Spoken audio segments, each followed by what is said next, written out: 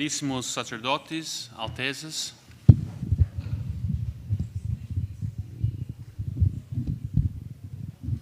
senhoras e senhores, ilustres convidados, à primeira vista, pareceria que marxismo, socialismo e comunismo pouco têm a ver com ecologia.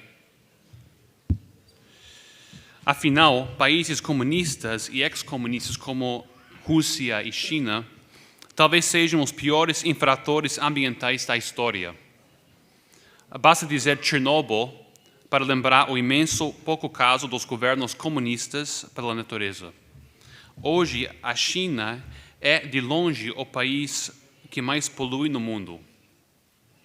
Isso nada tem de surpreendente, pois Marx, Lenin, Stalin e Mao elogiavam a indústria pesada, usinas siderúrgicas, refinarias de petróleo e fábricas de produtos químicos como parte integrante do comunismo.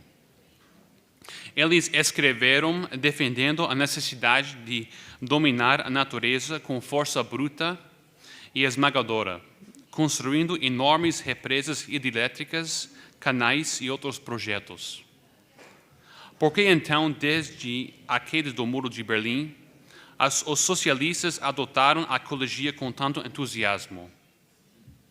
Por que pessoas que tinham o marxismo como credo e faziam vistas grossas à devastação comunista do meio ambiente durante a Guerra Fria se transformaram em adoradores no templo de Gaia? Por que a cor de verde se tornou o novo vermelho? Porque após análise minuciosa, percebe-se que o marxismo e a ecologia moderna, de fato, têm muito em comum. A ecologia é, ao mesmo tempo, o sucessor natural e a aplicação mais radical dos princípios do marxismo, socialismo e o comunismo. Todos compartilham os mesmos princípios e objetivos finais. A ecologia, na realidade, é uma etapa mais avançada do mesmo processo histórico descrito pelo professor brasileiro Plínio Corrêa de Oliveira no seu livro Revolução e Contra-Revolução. Os mesmos anseios anárquicos e igualitários aparentes na revolta protestante, na Revolução Francesa e na comunista encontraram sua realização e conclusão na ecologia e em sua encarnação no século XXI.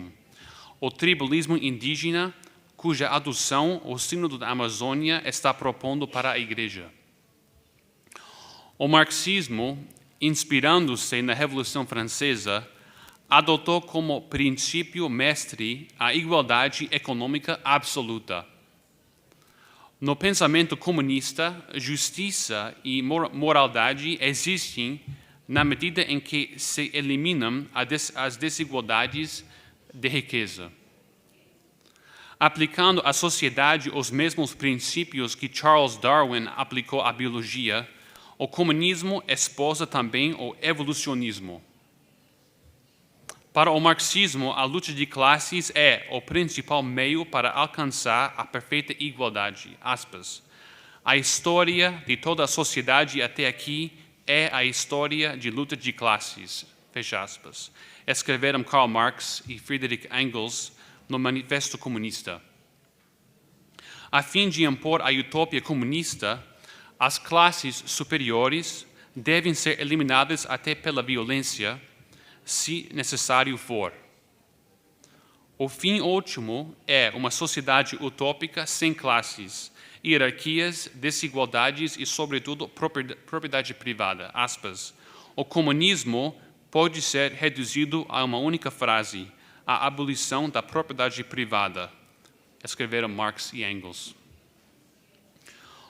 Poucos conhecem, no entanto, o fato de que Karl Marx e Friedrich Engels incorporaram a ecologia em suas teorias comunistas. Aspas. Segundo Marx, o homem é um com a natureza. Aspas. Karl Marx. As plantas, os animais, as pedras, o ar, a luz, etc., constituem uma parte da vida e da atividade humana. O fato de que o homem vive da natureza quer dizer que a natureza é o seu corpo, com o qual tem que se manter em processo contínuo para não morrer. Que a vida física e espiritual do homem está ligada com a natureza não tem outro sentido que o de que a natureza está ligada consigo mesma, pois o homem é uma parte da natureza. Fecha aspas, Karl Marx. Por sua vez, Engels afirma que, sendo uma só carne com a natureza, o homem inicialmente a respeitava. O domínio que ele tinha sobre a natureza era fraterno e não opressivo. Aspas, não dominamos a natureza como um conquistador domina um povo estrangeiro, oprimindo-o. Não dominamos a natureza como alguém diferente dela, mas como alguém que é um com a natureza. Pertencemos à natureza, somos uma só carne e um só sangue com a natureza. Somos um só cérebro com a natureza. Vivemos em seu ventre. Fecha aspas. Este estado idílico que Engels identifica com as tribos primitivas foi possível devido à ausência de propriedade privada. Os homens não pensavam em termos de eu e meu, mas em termos de nós e nosso. Não havia hierarquias e, portanto, nenhum domínio de uns sobre outros. A certa altura, houve uma violenta ruptura nas relações humanas. O nós comunitário e o nosso deram lugar ao eu e ao meu individualistas. Alguns começaram a dominar outros. Primeiro, apropriando-se de mulheres, de onde surge a família. Depois, apropriando-se de meios de produção, de onde a propriedade privada. Finalmente, apropriando-se de mecanismos de poder, surgindo o Estado. Nasce a hierarquia e, com ela, opressão e alienação. Tal rompimento afetou também as relações com a natureza, com relação à qual o homem começou a exercer o mesmo tipo de domínio opressivo exercido pelas classes altas sobre as mais baixas. Engels concluiu que o epítome desta opressão do homem sobre a natureza é o capitalismo baseado na mentalidade burguesa, cujo único objetivo é o lucro, independentemente dos desgastes causados ao meio ambiente. Um pensador comunista italiano assim sintetiza seu pensamento, aspas, as raízes da violência contra a natureza e o meio ambiente deveriam ser buscadas na propriedade privada, nas leis do lucro máximo, nas razões e regras da sociedade capitalista, fecha aspas, Giorgio Nebbia. Partindo dessas premissas, pensadores comunistas e anarquistas como Piotr Kropotkin e Henry David Thoreau começaram a analisar as raízes da violência do homem contra a natureza, considerando-a intrínseca ao sistema capitalista e burguês baseado no consumismo. Como consequência, viam a ecologia como elemento necessário da revolução socialista, comunista, anarquista que proclamavam. Afirmam eles que a revolução somente triunfará inteiramente se a, entre aspas, libertação do proletariado com relação à burguesia foi acompanhada da libertação, entre aspas, da natureza da opressão do homem. Não admira que Marx tenha pedido a libertação dos animais, citando Thomas Müntzer, líder da revolta camponesa alemã no início do século XVI. Aspas, todas as criaturas foram transformadas em propriedade. Os peixes na água, os pássaros no ar, as plantas na terra, as criaturas também devem se libertar. Fecha aspas. Mais tarde, as escolas neomarxistas desenvolveram o conceito de, entre aspas, imperialismo das espécies, isto é, imperialismo do homem sobre a natureza que espelha o exército pelas classes altas sobre as inferiores e dos povos mais fortes sobre os mais fracos. Desenvolvendo ainda mais essas ideias, as correntes revolucionárias das décadas de 50 e 60 passaram a questionar toda a sociedade industrial como sendo intrinsecamente opressora da natureza. De onde se originaram os movimentos ecologistas e anticonsumistas.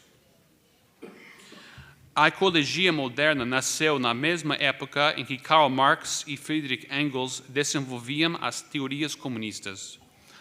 O termo ecologia foi cunhado em 1866 pelo naturalista alemão Ernst Haeckel.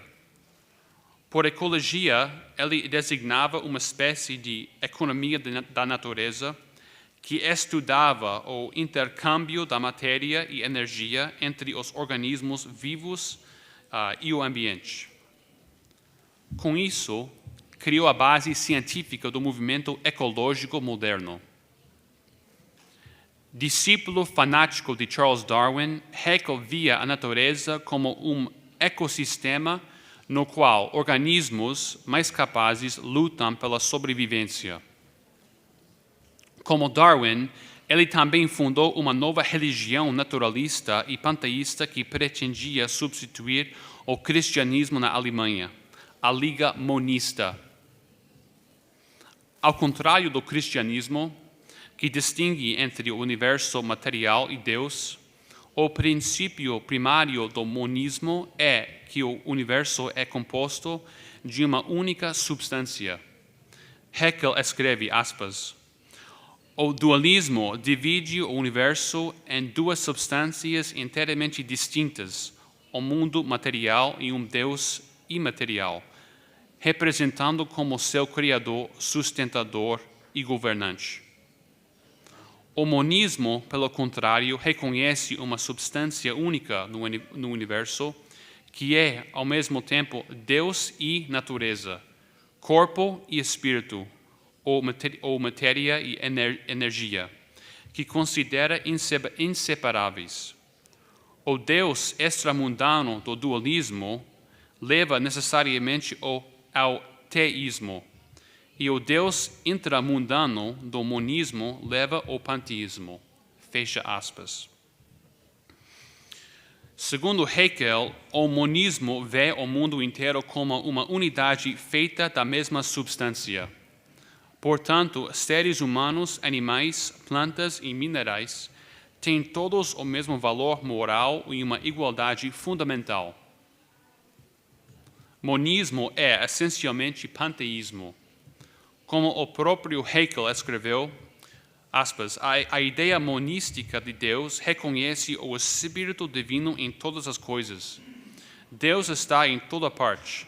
Podemos, portanto, representar Deus como a soma infinita de todas as forças naturais, a soma de todas as forças atômicas e de todas as vibrações etéreas. Feche aspas. Haeckel ensinava que a natureza é fonte de toda a verdade única guia do comportamento humano. Ele desprezava a revelação cristã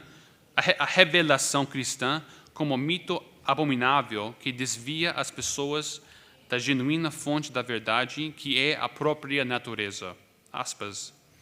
Somente no templo do estudo da natureza pode-se encontrar a verdade não adulterada. E a deusa da verdade habita no templo da natureza, nos bosques verdejantes, no mar azul e nos cumes nevados das colinas, e não na penumbra do claustro, nem nas nuvens de incenso de nossas igrejas cristãs. Os caminhos que levam à nobre divindade da verdade e do conhecimento são o estudo amoroso da natureza e de suas leis, e não de cerimônias sem sentido e orações sem pensamento. Fecha aspas. a sociedade humana ensinava deve ser demolida e reorganizada de acordo com as regras estabelecidas no mundo natural. Todas as instituições sociais, tradições e religiões que separam o homem do mundo natural devem ser abolidas. As ideias de Haeckel sobre ecologia se espalharam rapidamente no final do século XIX e também no século XX. Charles Darwin, Konrad Lorenz, Alexander von Humboldt e Karl Ritter na Europa, e Henry David Thoreau, John Muir, Aldo Leopold, Rachel Carson e David Brower na América, entre muitos outros. Contribuíram ou desenvolveram as ideias de Haeckel e de monismo. Não admira que todos fossem socialistas ou da extrema esquerda. O filósofo alemão Arthur Schopenhauer falou em nome de muitos ao escrever em 1890 que, aspas, o erro fundamental do cristianismo é a distinção antinatural que o cristianismo faz entre o homem e o mundo animal, ao qual realmente pertence. Estabelece o homem como muito importante e considera os animais simplesmente como coisas. Fecha aspas. A chamada ecologia profunda, ou Deep Ecology, desenvolvida pelo filósofo norueguês Arne Næss nas décadas de 60 e 70, e popularizada pelo filósofo americano George Sessions, leva ainda mais longe as ideias do monismo e da ecologia. Nela se baseia quase todo o pensamento ecológico atual. A ecologia profunda vai além das ideias radicalmente igualitárias do monismo. Ela considera que toda a vida não humana, de animais e organismos unicelulares, tem valor igual ao do homem e um objetivo final que não se encontra no homem, mas em si mesmos. Um cachorro, um rio, uma cobra, uma mosca, um micróbio, uma montanha e um bebê têm todos o mesmo valor. Portanto, a terra não existe para servir o homem, mas tem um fim em si mesma. Seus adeptos detestam o que chamam de arrogância cristã em relação à natureza. Foi a Igreja Católica que ensinou o homem ocidental a usar a natureza para seus próprios fins egoístas e não viver em comunhão com ela em perfeita igualdade, como o fazem os budistas ou os índios das Américas. A ecologia profunda Charles Glendenning, americana, chega a comparar os efeitos de nossa civilização moderna ao dogma católico do pecado original, chamando-o de trauma original, que supostamente causa distúrbios psicológicos e emocionais generalizados. O ecologista profundo norte-americano Gary Snyder escreve que quando os seres humanos se consideram superiores às plantas e animais, aspas, ignoramos nossa própria natureza e nos confundimos sobre o conceito de ser humano. Tal confusão decorre de fato de nos julgarmos independentes e superiores a outras formas de vida, ao invés de aceitarmos participar como iguais no mundo aparentemente caótico e totalmente interdependente da vida selvagem. Fecha aspas. Os ecologistas profundos odeiam a civilização ocidental pelo papel que desenvolveu ao estabelecer uma hierarquia do homem com relação à natureza. Thomas Berry, padre passionista norte-americano autodenominado geólogo, descreve a civilização humana contemporânea como uma forma de patriarcado que está oprimindo o mundo natural. Para ele, existem 4 opressões patriarcais básicas que devem ser destruídas: governantes sobre pessoas, homens sobre mulheres, proprietários sobre não proprietários e seres humanos sobre a natureza. Esse igualitarismo vai ao ponto de o ecologista profundo Jack Turner escrever que devemos, aspas, nos ver como alimento, fecha aspas, de outros animais, assim como eles servem de alimento para nós. Os seres humanos devem residir na ordem biológica sem privilégios acima de outros animais, a fim de estarem em harmonia com Gaia. Se as necessidades humanas entraram em conflito com as de não-humanos, os humanos deverão dar-lhes prioridade. Arne Ness admite que a sociedade deve mudar suas atitudes em relação à Terra e se submeter ao que chama de, entre aspas, democracia democracia do cerne da biosfera, ou seja, da ideologia radicalmente igualitária da ecologia profunda. Caso contrário, admite que, aspas, precisaremos de uma ditadura para salvar o que resta da diversidade de formas de vida, uma maneira suave que requer uma vida harmoniosa com a natureza, ou uma maneira dura que requer ditadura e coerção. São as opções. Quanto mais esperamos para fazer as mudanças necessárias, tanto mais drásticas serão as medidas requeridas. Fecha aspas. Os ecologistas profundos são entusiastas da vida em comunidade e rejeitam a propriedade privada. Gary Snyder escreve que, aspas, a complicação das posses, as noções de meu e meus, são obstáculos a que tenhamos uma maneira verdadeira, clara e liberada de ver o mundo. Fecha aspas. De fato, para os ecologistas profundos, as sociedades mais próximas ao ideal são os tribos primitivas dos índios das Américas. Seu estilo de vida é de subsistência, sem tecnologia, civilização, hierarquia ou propriedade privada, e adoram como deuses a terra, o sol e a natureza. O ecologista profundo George Sessions elogia as, aspas, culturas da maioria das sociedades primitivas de caça-coleta em todo o mundo, fecha aspas, e diz aspas, permeadas por religiões orientadas para a natureza que expressavam a perspectiva ecocêntrica, fecha aspas. Como vimos, o comunismo e a ecologia têm muitos princípios em comum. Ambos são utópicos e radicalmente igualitários, rejeitam o cristianismo e a noção de um Deus pessoal. Odeiam a civilização da Europa Ocidental, são anárquicos, defendem a evolução e rejeitam qualquer forma de propriedade privada. De fato, a ecologia moderna pode ser vista simplesmente como uma forma mais avançada de socialismo, com conotações quase religiosas. Este tipo de ecologia faz parte do processo revolucionário analisado por Plínio Corrêa de Oliveira em Revolução e Contra-Revolução.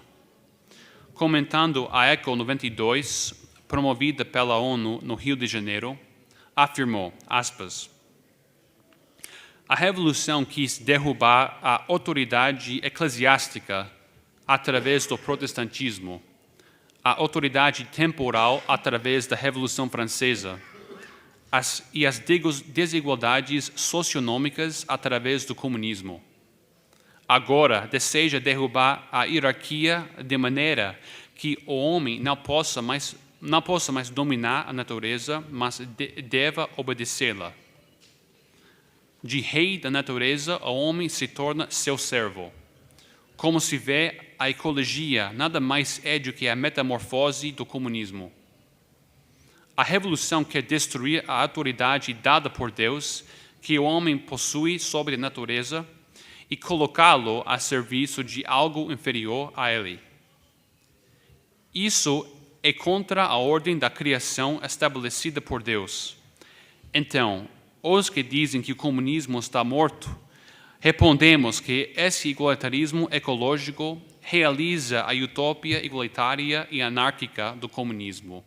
Fecha aspas, professor Plínio Correia de Oliveira. No entanto, o elemento comum mais importante entre ecologia e socialismo é o entusiasmo pela vida tribal primitiva, pagã e pré-cristã, exemplificada pelos índios das Américas. Já em 1928, os comunistas da América Latina, no 6º Congresso Mundial da Internacional Comunista em Moscou, e partidos comunistas da América Latina foram instruídos a lutar pela autodeterminação dos tribos indígenas, produzir propaganda em idiomas indígenas e tentar conquistar os índios para a causa comunista. Na década de 30, os partidos comunistas peruanos e chilenos começaram a agitar pela criação de repúblicas indígenas independentes em seus respectivos países. Em 1950, os comunistas mexicanos lançaram o slogan Autonomia na administração regional e local para os povos indígenas. E a segunda Declaração de Havana, publicado em 1962, na Cuba de Fidel Castro, invoca a causa dos índios, mestiços e negros no sentido de transformá-los em um poderoso exército para a revolução.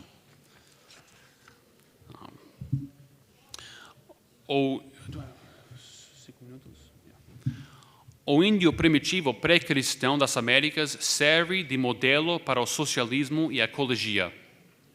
Foi na América Latina, especificamente no Brasil, na década de 70, que a esquerda católica adotou e implementou tais ideias.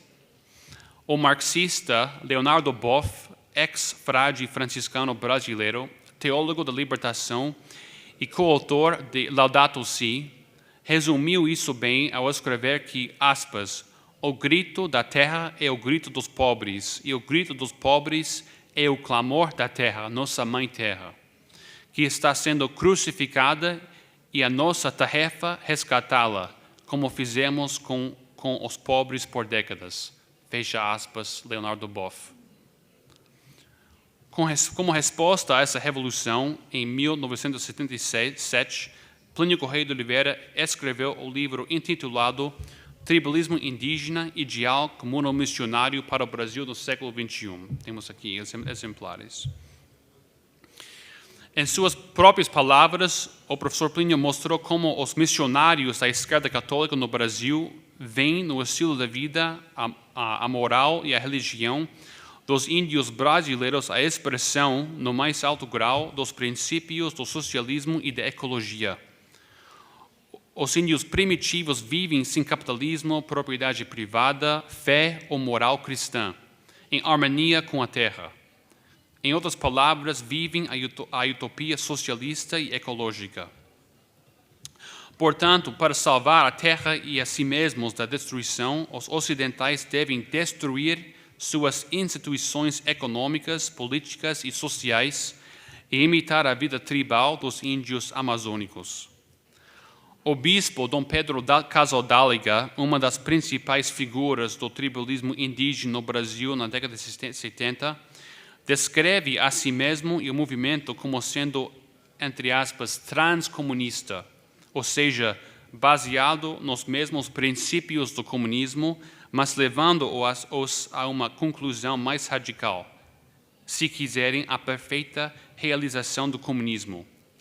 Da mesma forma, o tribalismo indígena ecológico que o Sínodo da Pan-Amazônia pretende implementar nada mais é do que o velho comunismo metamorfoseado. O comunismo não morreu, mas vive na forma da ecologia. Verde é o novo vermelho. A ecologia é a realização perfeita do sonho igualitário de Karl Marx e a subversão total da ordem hierárquica que Deus estabeleceu no universo. Rezemos a Nossa Senhora de Guadalupe, padroeira das Américas e símbolo do triunfo do catolicismo sobre o paganismo e da civilização cristã sobre a barbárie, para que desmascare e esmague esta manobra diabólica na Igreja e na sociedade. Muito obrigado.